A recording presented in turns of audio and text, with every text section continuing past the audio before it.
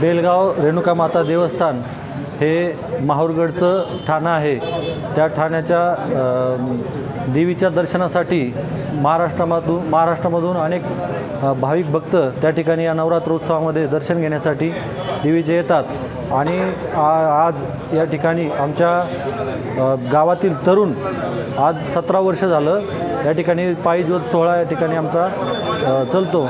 ज्योत या ठिकाणी सर्व तरुणांनी या ठिकाणी चांगल्या खेळीमेळीच्या वातावरणामध्ये 17 वर्ष झालं कुठल्याही तरुणाला कसल्याही प्रकारची हानी न होता चांगल्या पद्धतीने या ठिकाणी ज्योत सोहळा आमचा 17 वर्ष झाला। आज देवीच्या आशीर्वादाने कुणालाही इजा न होता सुखरूपपणे या ठिकाणी 100 मुलं जातात।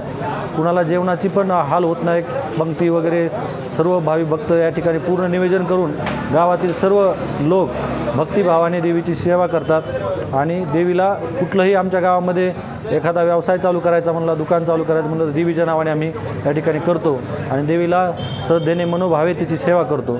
तसेच तीर्थक्षेत्र विकास ग्रामीण तीर्थक्षेत्र विकास अहिल्याबाई होळकर योजनेअंतर्गत माननीय आमदार सुरेश अण्णा धस यांनी या ठिकाणी 5 कोटीचा निधी दिला आणि त्या ठिकाणी देवीच्या परिसरात कायापालट झाला व विविध विकास कामे या ठिकाणी होऊन एकदम सुंदर असं या ठिकाणी प्रेक्षणीय स्थळ आष्टीच्या जवळ म्हणता येईल चांगल्या पद्धतीचं स्थळ त्या ठिकाणी लोकांना येण्यासाठी म्हणजे भक्तिभावाने लोकांना दर्शन येण्यासाठी चांगलं स्थळ या ठिकाणी सर्व ग्रामस्थांच्या वतीनं अण्णांच्या सहकार्याने या ठिकाणी आम्ही करणार आहोत। सर्व ग्रामस्थ तसेच ग्रामपंचायत सरपंच पूर्ण टीम त्या ठिकाणी अहोरात्र झटून देवीचा जास्त प्रमाणात कसा विकास करता येईल परिसरामध्ये आणि पर्यटन स्थळ कसं करता येईल अण्णांच्या माध्यमातून आम्ही अजून 5 कोटीचं पर्यटन क्षेत्रामधून प्रस्ताव त्या ठिकाणी शासनाकडे मागणी केली आहे। आणि बेलगाव रेणुकामाता देवस्थानाला ब दर्जा प्राप्त झाला। आता आम्ही अ दर्जासाठी 25 कोटी रुपये मिळवण्यासाठी या ठिकाणी प्रयत्न करत आहोत। सर्व ग्रामस्थ सरपंच सर्वांच्या सहकार्याने देवीच्या परिसरामध्ये आम्ही खूप असं सुंदर काम करणार आहोत। आणि त्या ठिकाणी मोठं जसं माहूरगडचं ठाणं आहे तसं पर्यटन स्थळ या ठिकाणी आजूबाजूच्या परिसरामध्ये रेणुका मातेला म्हणजे चांगल्या दृष्टीने त्या ठिकाणी जास्त स्वरूपात भाविक येतील असे आम्ही या ठिकाणी प्रयत्न करणार आहोत।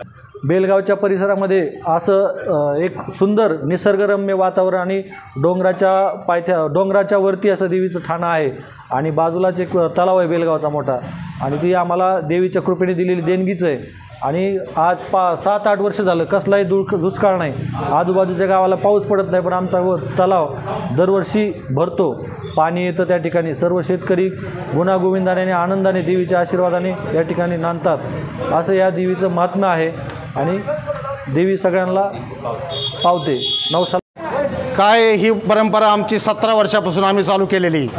पूर्वीपासून या देवीचं महत्त्व एवढं आहे की मुंबई पुण्यापासून लोक या ठिकाणी येतात। नवरात्रामध्ये दर दिवशी कीर्तन ठेवलेले आहे, तर दर दिवशीच जेवण आहे, सप्त्याचं सगळं पद्धतशीर व्यवस्था केलेली।